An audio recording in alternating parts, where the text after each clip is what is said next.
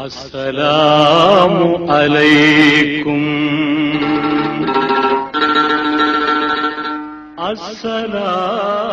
அஸ்ஸலாமு அலைக்கும். கண்ணியத்திற்குரிய பெரியோர்களே, அருமை சகோதரர்களே, எல்லாம் வல்ல அல்லாஹினுடைய நல்லடியார்களே, அல்லாஹு ஜல்ல ஷானுஹு தஆலா மனிதன் மீது அருள்மறையாம் திருக்குரானில் பல்வேறு விமர்சனங்களை முன்வைக்கின்றான். இன்னல் இன்சான் அலி ரப்பிஹி லகனூத், நிச்சயமாக மனிதன் தன்னுடைய இறைவனுக்கு நன்றி செலுத்த மறந்த நன்றி கெட்டவனாக இருக்கிறான் என்றும், மனிதர்களிலே பெரும்பாலானவர்கள் நன்றி உள்ளவர்களாக இருப்பதில்லை என்றும், லலூமன் ஜஹூலா, மனிதன் அநியாயக்காரனாகவும் மூடனாகவும் இருக்கிறான் என்றும், மனிதன் மறதிக்காரன் என்றும், அவன் பலவீனமாகவே படைக்கப்பட்டிருக்கிறான், குலிகல் இன்சானு தஈஃபா என்றும், இப்படி பல்வேறு விமர்சனங்களை அருள்மறையாம் திருக்குரானில் அல்லாஹ் முன்வைக்கிறான். அந்த விமர்சனங்களில் ஒன்றுதான் மனிதன் பலவீனமாக படைக்கப்பட்டிருக்கிறான் என்பது. பலவீனமானவன் என்றால் மனிதன் தான் செய்யக்கூடிய தவறுகளை ஒப்புக்கொள்ளக்கூடிய தைரியம் கூட இல்லாதவனாக இருக்கின்றான். அதனால் தான் பாவ மன்னிப்பு தேடுகின்ற போது நான் அந்த பாவத்தை செய்துவிட்டேன், அது தவறு என்று அவன் அல்லாஹ்விடத்திலே ஒப்புதல் வாக்குமூலம் கொடுக்க வேண்டும் என்பது பாவ மன்னிப்பு ஏற்கப்படுவதற்குரிய ஒரு முக்கிய நிபந்தனையாக நபிகள் நாயகம் ஸல்லல்லாஹு அலைஹி வஸல்லம் முன்வைக்கிறார்கள். தன்னுடைய தவறுகளுக்கெல்லாம் மனிதன் அடுத்தவர்கள் மேல் பழியை போடுகின்ற குணம் உள்ளவன். சாதாரணமாக ஆண்கள் எல்லாம் கேலி செய்வார்கள், வீட்டிலே பெண்கள் இன்றைக்கு ஏன் சோறு சரியாக வேகவில்லை என்று கேட்டால், விறகு பச்சை விறகு, அதனால் சோறு வேகவில்லை. ஏன் இன்றைக்கு சாம்பார் ருசியாக இல்லை என்று கேட்டால், நீங்கள் வாங்கி கொடுத்த காய்கறிகள் சரியில்லை, அதனால் அது ருசி இல்லை என்று பழியை நம்மேல் பெண்கள் தூக்கி போடுவார்கள் என்று நாம் சொல்வதுண்டு. ஆனால் பொதுவாகவே மனிதனுடைய சுபாவம் அப்படித்தான் இருக்கிறது. ஒரு மனிதன் தான் தவறு செய்கின்ற போது அல்லாஹ் எங்கேயே இருக்கிறான், 7 வானங்களுக்கு மேலே இருக்கிறான் என்று நினைத்து கொண்டிருக்கின்றான். அவன் பாவ மன்னிப்பு தேடுகின்ற போது அல்லாஹினுடைய பாவங்களை மன்னிப்பான். ஏனென்றால் அவன் என் பக்கத்திலே இருக்கின்றான், பிடரி நரம்பை விட சமீபத்திலே இருப்பதாக வல்லவா இறைவன் சொல்கிறான். எனவே என்னுடைய பாவங்கள் மன்னிக்கப்படும் என்று அவன் ஒரு கணக்கை சொல்லுகின்றான். தனக்கு வேண்டாதவர்கள் தவறு செய்கிற போது, தனக்கு அநீதி இழைக்கப்படுகிற போது, உன்னையெல்லாம் இறைவன் பார்த்து கொண்டுதானே இருக்கிறான் என்று தனக்கு வேண்டாதவனை பார்த்து மனிதன் சொல்கிறான். தனக்கு வேண்டாதவர்கள் பாவ மன்னிப்பு தேடுகின்ற போது இவனுடைய பாவத்தை எல்லாம் இறைவன் மன்னிக்க கூடாது என்று மனிதன் எதிர்பார்க்கிறான்.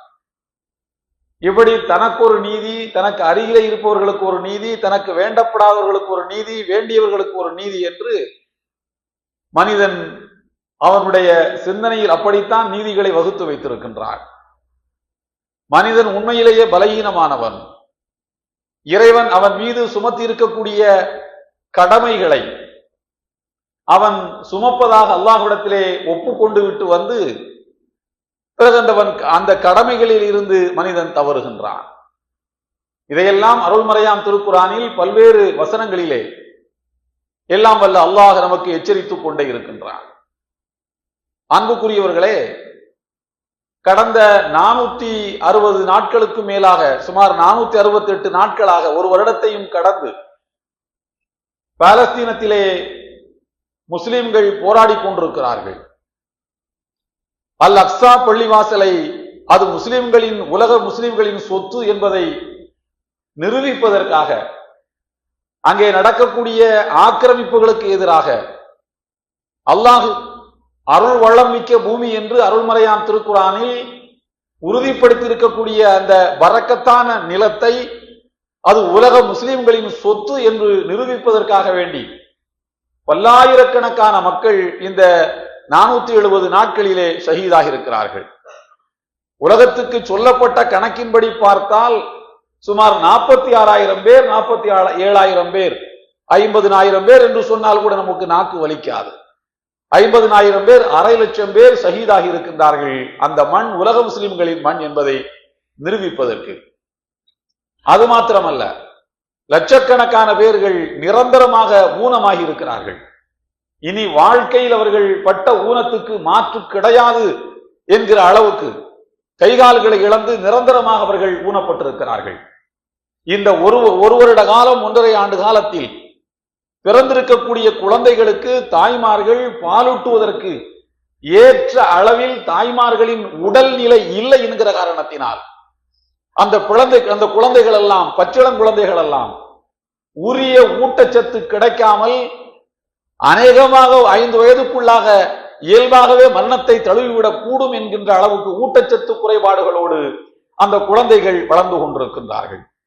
தாய்மார்களுக்கு தாய்ப்பால் சுரக்க வேண்டும் என்றால் அவர்களே நல்ல உணவுகளை சாப்பிட வேண்டும். அதிலும் இந்த நவம்பர், டிசம்பர், ஜனவரி என்கிற இந்த மாதங்களில் அந்த குளிர் பிரதேசத்தில் தரையும் நடுங்கக்கூடிய அந்த குளிரில் அவர்கள் எப்படி சாதாரணமான டென்ட்டிலே உட்கார்ந்து கொண்டு, கூடாரத்திலே உட்கார்ந்து கொண்டு தங்களுடைய வாழ்நாளை கழிக்கிறார்கள் என்று வரக்கூடிய கதைகளையும் சம்பவங்களையும் உண்மை நடப்புகளையும் கேட்டால் உண்மையிலேயே புலை நடுங்கி போய்விடும். தன்னுடைய குழந்தைகளை எல்லாம் ஒரே ஒரு துணியை மாத்திரம் வைத்துக் கொண்டு தன்னுடைய குழந்தைகளை குளிரிலே இருந்து காப்பாற்றுவதற்கு வசதி இல்லாமல் அந்த தாய்மார்கள் தரையை தோண்டி குழந்தைகளை உள்ளே வைத்து, கழுத்து வரைக்கும் தரையை தோண்டி குழந்தைகளை உள்ளே வைத்து இருக்கக்கூடிய ஒரே ஒரு துணியை வைத்து தலையை சுற்றி கொண்டு இரவு பொழுதை அவர்கள் கழித்தார்கள். இதே போல குழந்தைகள் மாத்திரமல்ல, முதிய பெரியவர்களும் அப்படித்தான். அவர்களை தரையிலே குழிக்குள் புதைத்து வைத்துத்தான் அந்த குழியிலே இருந்தவர்களை காப்பாற்ற முடியும் என்கின்ற அளவுக்கு அவர்கள் இந்த மாதத்தில் இயற்கையாக அவர்கள் மீது பொழியக்கூடிய பனிப்பொழிவுகளை கூட அவர்கள் கழிக்க வேண்டிய நிலையிலே இருந்தார்கள். இப்படிப்பட்ட நிலையில் அவர்களுக்கு ஒரு நல்ல எதிர்காலம் அநேகமாக நாளை மறுநாள் அதிகாரப்பூர்வமான முறையிலே போர் நிறுத்தம், இடைக்கால போர் நிறுத்தம் அறிவிக்கப்படுவதற்கான வாய்ப்புகள் கனிந்திருப்பதை நீங்கள் எல்லாம் நன்றாக அறிவீர்கள். ஒரு முஸ்லிமினுடைய இயல்பு என்னவென்று சொன்னால், எந்த நிலையிலும் அவன் ஈமானுக்கு முரணில்லாத வார்த்தைகளைத்தான் அவன் சொல்ல வேண்டும். அதை பாலஸ்தீன மக்கள் தங்களுடைய வாழ்விலே நிரூபித்திருக்கின்றார்கள். குடும்பத்திலே உன்னுடைய கணவர் இறந்து விட்டார், சகோதரர் இறந்து விட்டார், பெற்றோர் இறந்து விட்டார்கள் என்று பெண்களிடத்திலே சொல்லும் போதும் சிறுவர்களிடத்திலே சொல்லுகின்ற போதும் அவர்கள் சொன்ன ஒரே ஒரு வார்த்தை லா ஹவ்ல வலா குவத்த இல்லா பில்லாஹ் என்பதுதான். அதையடுத்தவர்கள் அல்ஹம்துலில்லாஹ் என்றும் சொன்னார்கள்.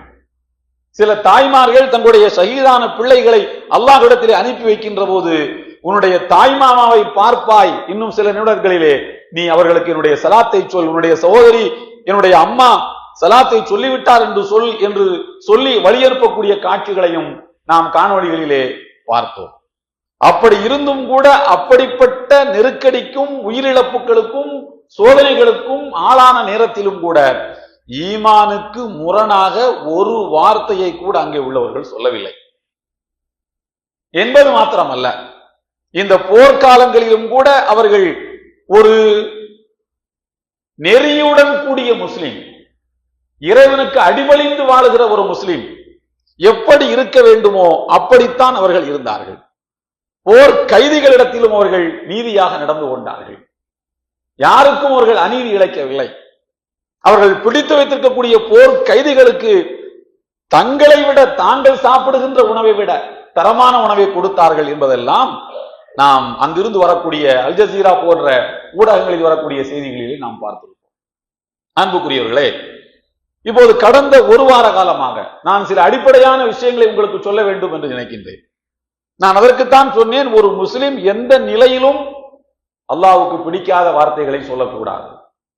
கடந்த ஒரு வார காலமாக அல்லது ஒரு 4-5 நாட்களாக என்று வைத்துக் கொள்ளுங்கள், அமெரிக்காவிலே கலிபோர்னியா மாகாணத்தில், லாஸ் ஏஞ்சல்ஸ் இந்த மாதிரியான சில பகுதிகளில் தீ பரவி அது ஒரு விபத்து என்று சொல்கிறார்கள், அல்லது சதி கோட்பாடுகளையே எப்போதும் பேசிக் கொண்டிருப்பவர்கள் அது சதியாக இருக்கலாம் என்று சொல்கிறார்கள். எப்படியோ தீ பரவிவிட்டது. காற்று வேறு வழக்கத்துக்கு மாறாக காற்று வீசி அடிப்பதால் நெருப்பு எங்கும் பரவி கொண்டிருக்கிறது. அணைப்பதற்கே சிரமப்படுவதாகவெல்லாம் செய்திகள் சொல்கின்றன. பத்திரிகைகளிலே பார்த்தால் இத்தனை $1 trillion அல்லது இத்தனை $1 million அளவுக்கு இழப்பு அமெரிக்க அரசுக்கு ஏற்பட்டிருக்கிறது, தனியார் நிறுவனங்களுக்கு ஏற்பட்டிருக்கிறது. சொர்க்கபூமி என்று கருதக்கூடிய லாஸ் ஏஞ்சல்ஸ், அதேபோல வியாபாரத்தினுடைய கேந்திரம் என்று கருதப்படக்கூடிய நிலங்கள் எல்லாம் நெருப்புக்கு இலக்காகி இருக்கின்றன, நெருப்பால் சூறையாடப்பட்டிருக்கின்றன என்கிற தகவல்கள் எல்லாம் வந்து கொண்டிருக்கின்றன.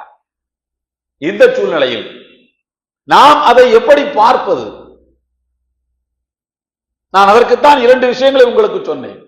மனிதன் பலவீனமானவன், தான் செய்யக்கூடிய தவறுகளை அடுத்தவன் மேல் போட்டுவிட்டு தப்பிக்க பார்ப்பான். மனிதனுக்கு இயல்பாகவே ஒரு கடமை இருக்கிறது. குறிப்பாக முஸ்லிம்களுக்கு அல்லாஹ் ஒரு கடமையை வைத்திருக்கிறான்.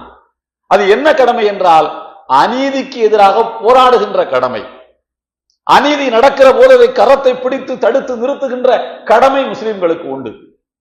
இல்லை இல்லை, என்னால் தடுக்க முடியாது, நிலைமை கைமீறி போய்விட்டது என்று கருதினால் குறைந்தபட்சம் நீங்கள் வாயால் அதை சொல்லி தடுக்க வேண்டும். அநீதிக்கு எதிராக நீங்கள் குரல் கொடுக்க வேண்டும். அதுவும் இயலாத போது நீங்கள் மனதால் அதை வெறுக்க வேண்டும் என்று நபிகள் நாயகம் ஸல்லல்லாஹு அலைஹி வஸல்லம் அவர்கள் சொல்கிறார்கள். இறை தூதர் லூத் அலைஹிஸ்ஸலாம் அவர்கள் ஒரு 2-3 வாரத்துக்கு முன்னர் நான் உங்களுக்கு ஜும்மா உரையில் சொல்லியிருக்கிறேன். லூத் அலைஹிஸ்ஸலாம் அவர்களை சந்திப்பதற்கு மலக்குமார்கள் வருகிறார்கள். மலக்குமார்களுடைய அழகிய தோற்றத்தில் மனதை பறிகொடுத்த அந்த சமுதாயத்தை சார்ந்த ஓரின சேர்க்கையிலே நம்பிக்கை உள்ள அதை செயல்படுத்துகின்ற அந்த ஈரத்தனமான செயல்களை செய்யக்கூடிய அந்த கூட்டத்தினர் மலக்குமார்களையும் சுற்றி சுற்றி வட்டமடித்துக் கொண்டு வருகிறார்கள்.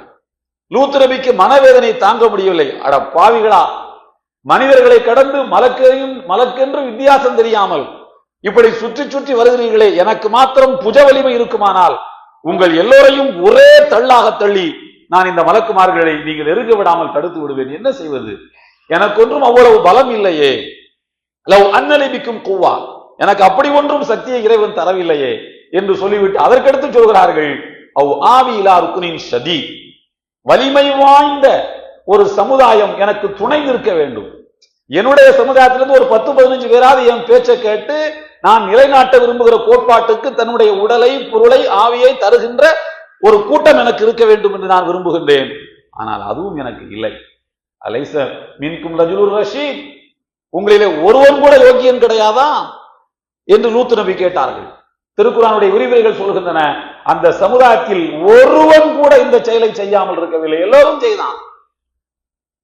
அப்படிப்பட்ட கீழ்த்தரமான அந்த சமுதாயம். நபிகள் நாயகம் ஸல்லல்லாஹு அலைஹி வஸல்லம் சொல்கிறார்கள், லூத் நபியினுடைய அந்த ஏக்கம் இருக்கிறதே, எனக்கு மாத்திரம் புஜபலம் இருக்குமானால் உங்களை எல்லாம் ஒரே தள்ளாக தள்ளி விடுவேன். என்னுடைய வீட்டிலே தங்கியிருக்கக்கூடிய மலக்குமார்களை நான் பாதுகாப்பதற்கு. சரி, புஜ வலிமை இல்லாமல் விட்டாலும் பரவாயில்லை, எனக்கு ஆதரவாளர்களும் இல்லாமல் போய்விட்டார்களே என்றவர்கள் சொன்ன அந்த ஏக்கத்தை இறைவன் ஏற்றுக்கொண்டு அதற்கு பிறகு வந்த நபிமார்கள் எல்லோருக்குமே ஆதரவாளர்களை இறைவன் தந்து விட்டான்.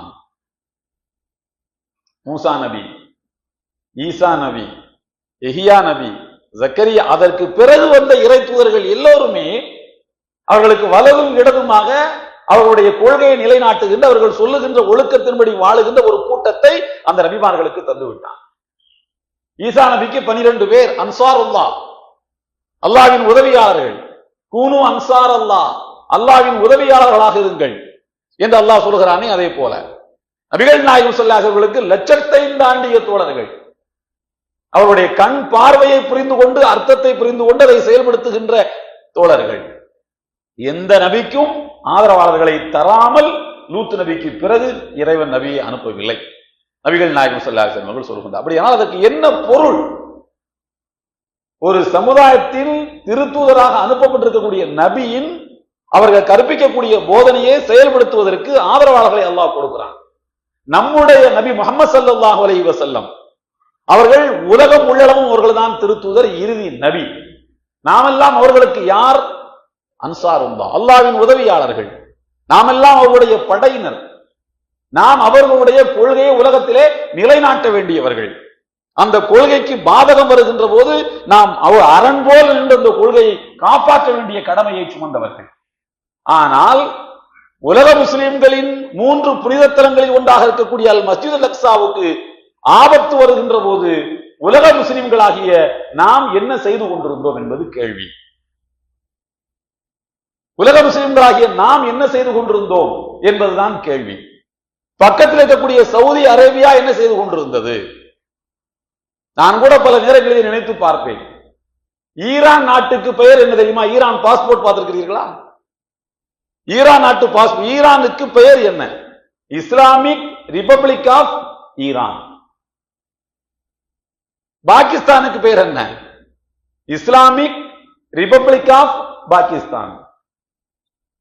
ஆப்கானிஸ்தானத்துக்கு பெயர் என்ன? Islamic Emirate of Afghanistan. அது எமிரேட், அமீர், ஒரு தலைவருக்கு கீழ் இயங்குவது. இது ரிபப்ளிக், ஓட்டு போட்டு மக்களை, ஆட்சியாளர்களை தேர்ந்தெடு. ஈரான்ல ஓட்டு போட்டு தேர்ந்தெடுப்பார்கள், பாகிஸ்தான்ல வாக்களித்து தேர்ந்தெடுப்பார்கள். இங்க எமிரேட்ஸ், ஒரு சூரா கவுன்சில் தேர்ந்தெடுக்கிறது. சரி, பங்களாதேஷுக்கு அந்த பங்களாதேஷினுடைய பெயர் என்ன? People's republic of Bengal. அவ்வளவுதான். அது இஸ்லாம்ங்கிறது வராது, அது மக்கள் அப்படின்னு வருது. ஆனா சவுதிக்கு என்ன பேர் தெரியுமா? சவுதி அரேபியா பேர்ல இஸ்லாமிய இருக்காது. அல் மம்லக்கத்துல் அரபியத்து சவுதியா, சவுதி அரேபியா. அவர் முஸ்லீம் சொல்ல மாட்டாரு, தன்னை அரபின்னு சொல்லுவாரு. ஏன்னா முஸ்லீம்ங்கிற வார்த்தையை விட அரபிங்கிற வார்த்தை பெருசு பாருங்க அல்லாட்ட அப்படின்னு அவர் நினைச்சுக்கிறாரு. கிங்டம், அது மம்லக்கா, கிங்டம் தான். சரி, கிங்டம்லையும் கூட நீ ஒரு இஸ்லாமிக் கலர் வேண்டாமா? அல் மம்லக்கத்துல் அரபியத்து சவுதியா. சவுதிங்கிறது நாட்டை பிடிச்ச ஒரு நாடோடி கூட்டத்தினுடைய தலைவன் பேரு. அரபியா என்பது அவன் பேசுகின்ற மொழி, மம்லக்கா என்பது அவன் நடத்துகின்ற ஆட்சியின் விதம். அப்ப இஸ்லாம் எங்க போச்சு? சரி, பேசுகின்ற மொழி அரபி உனக்கு என்பதில் உனக்கு பெருமை என்றால், பாலஸ்தீனத்திலே வாழுகிற மக்கள் பேசுகின்ற மொழி அரபி தானே. உன் மொழி பேசுகிற ஒருவன் பாதிக்கப்படுகிற போது நீ முன்னே போய் நின்று இருக்க வேண்டாமா? அது உனக்கு கிடையாது. சரி, அவர்களை குற்றம் சாட்டிக் கொண்டு உலக முஸ்லிம்களாகிய நாம் என்ன செய்தோம்? அவர்களுக்காக கரத்தால் தடுத்திருக்க வேண்டும், தடுக்கவில்லை, தனியாக அவர்களை விட்டு விட்டார்கள்.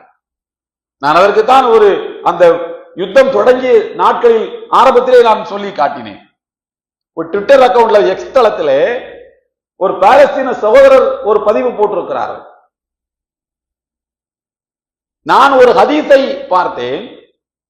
கியாமத் நாள் நெருக்கத்தில் முஸ்லிம்களுக்கும் யூதர்களுக்கும் இடையில் யுத்தம் நடக்கும், முஸ்லிம்கள் தான் தாக்க தொடங்குவார்கள். துகாத்திலூனல் யஹூத, நீங்கள் யூதர்களிடத்தில் சண்டைக்கு போவீர்கள் இருக்கு. அப்ப இவங்க தான் ஆரம்பிப்பாங்கன்னு அர்த்தம். ஒவ்வொருவரையாக வீழ்த்தி கொண்டு வருவீர்கள். உங்களுடைய தாக்குதல் தாக்கு பிடிக்க முடியாமல் ஒவ்வொரு யூதனும் மரத்துக்கும் கற்களுக்கும் பின்னால் சென்று ஒதுங்குவான், ஓடி ஒளிவான். அப்போது ஒரு மரமும் கல்லும் பேசும், தாலயா முஸ்லிமுன் ஹாதா யஹூதியுன் வராயி, எனக்கு பின்னால் ஒரு யூதன் ஒளிந்திருக்கிறான், வந்து அவனை போட்டு தள்ளு என்ற அந்த கல்லும் மரமும் பேசும் என்றார்கள் நபிகள் நாயகம் ஸல்லல்லாஹு அலைஹி வஸல்லம் அவர்கள்.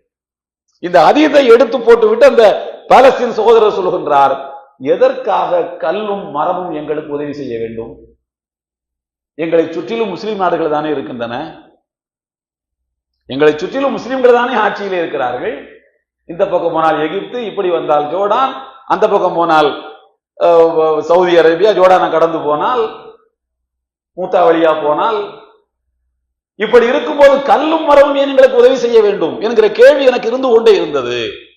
இந்த யுத்தத்தின் போதுதான் நாங்கள் புரிந்து கொண்டோம், முஸ்லிம் ஒருவனும் கூட எங்களுக்கு உதவி செய்ய வரமாட்டான், உதவி செய்வதாக இருந்தால் கல்லும் மரமும் மட்டும்தான் செய்ய முடியும் என்று புரிந்து கொண்டோம் என்று அவர் வேதனையோடு பதிவு செய்திருக்கிறார்.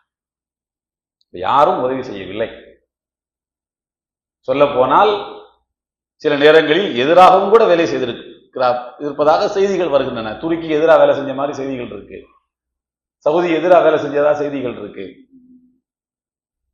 ஆனால் தண்டனை என்று வரும்போது மட்டும் என்ன அமெரிக்காவுக்கு மட்டும் வரணுமா தண்டனை? கலிபோர்னியால மட்டும்தான் தீ பிடிக்கணுமா? உதவி செய்யாதவர்களுக்கு தீயை பிடிக்காதா? அதிலும் சொல்ல போனால் நாம் ஒரு இஸ்லாமிய பார்வை உங்களுக்கு தருவதற்காக சில எதிர்கேள்விகளை வைக்கின்றேன். கலிபோர்னியாவில் அந்த மாகாணத்தில் பாலஸ்தீனத்துக்கு ஆதரவாக மக்கள் தெருவில் இறங்கி போராடி கடந்த ஆட்சிக்கு இந்த போரை நிறுத்த கோரி அழுத்தம் கொடுத்திருக்கிறார்கள். அப்படியானால் அந்த மாகாணம் பாதுகாப்பாக அல்லவா இருந்திருக்க வேண்டும்? இது பாலஸ்தீனத்துக்கு எதிர்ப்பு தெரிவித்ததற்காக தண்டனை என்று நாம் முடிவுக்கு வருவதாக இருந்தால் ஏன் ஜோ பைடன் பத்திரமாக இருக்கிறார்? ஏன் நெதன்யாஹு பத்திரமாக இருக்கிறார்? நான் இன்னும் ஒருபடி மேலே தாண்டி சென்று ஏன் சவுதி பத்திரமா இருக்கு? அதான் அங்கே எல்லாவா தீப்பிடித்திருக்க நம்முடைய விருப்பம் அதுவல்ல.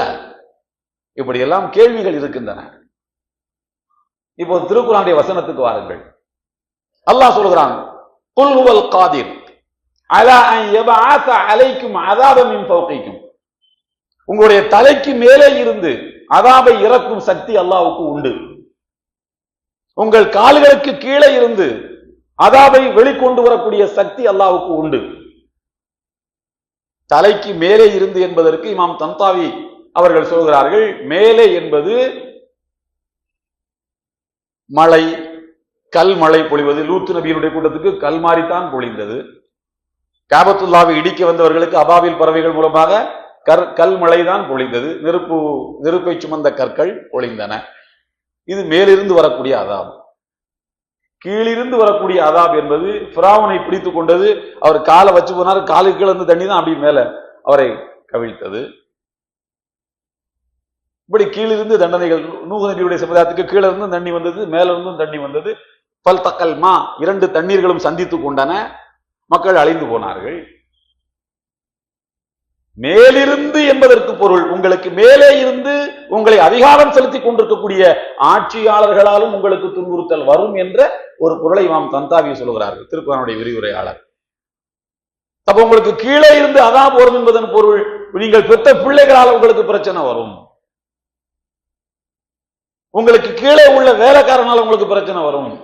நீங்க பத்திரமா ஒரு செக்கை ஓபன் செக் எழுதி கொடுத்து இவற்றை கொடுத்துருவான்னு சொன்னா எங்கேயாவது தொலைச்சிட்டு வந்துடும். அது உங்களால வரக்கூடிய அதாப். இது ஒரு உதாரணம் தான்.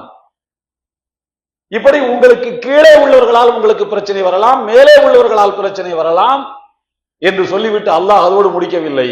அவ் யல்பிஸகும் ஷியஅன் வ யுதீக பாபகும் பாஸபால். உங்களை பல கூறுகளாக பிரிப்பான். ஒருவரை ஒருவர் சண்டையிட்டு நீங்களே உங்களை மாய்த்துக் கொள்வீர்கள். அது ஒரு அதாபுன்னு சொல்றான். அந்த அதாப் முஸ்லிம் சமுதாயத்தில் இல்லவே இல்லையா? நமக்குள்ள நம்ம சண்டை போட்டுக்கிறதே இல்லையா? ஒருத்தன் காட்டி கொடுக்கிறதே இல்லையா? அப்ப அதாபு என்பது அதான் சொல்றேன்.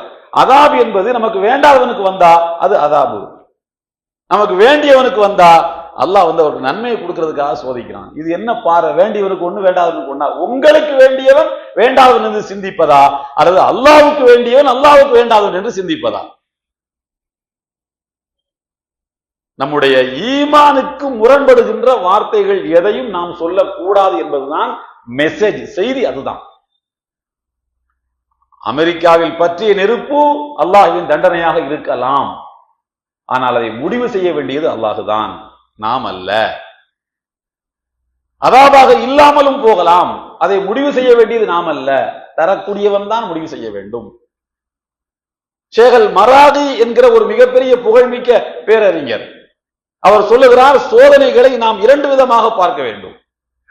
முதலாவது, நாம் செய்யக்கூடிய தவறுகளின் விளைவாக பலனாக ஒரு சோதனை வரும். சென்னையிலே பெருவெள்ளம் வந்தது. எல்லோரும் என்ன சொன்னார்கள்? குளத்தை எல்லாம் அழித்து ரியல் எஸ்டேட் போட்டு வீட்டை கட்டினா குளத்தை தண்ணி போறதுக்கு வழி இல்லாட்டி வீட்டுக்குள்ள தானே வரும், அது அதன் பாதையில் தான் வருகிறது, நீ தான் அங்க போய் வீட்டை கட்டின. நாம் செய்த பிழைகளின் பலனாக வருவதும் ஒரு சோதனை. இரண்டாவது வகை சோதனை என்னவென்றால், நாம் செல்லுகின்ற பாதை சரிதானா என்று நமக்கு சீர்தூக்கி பார்ப்பதற்கு இறைவன் ஒரு வாய்ப்பை தருகின்றான். நீ போற ரூட்டு கரெக்ட் தானா யோசனை பண்ணி பார்த்துக்கோ என்று அல்லாஹ் விழித்துக் கொள்வதற்கு ஒரு வாய்ப்பை தருகின்றான்.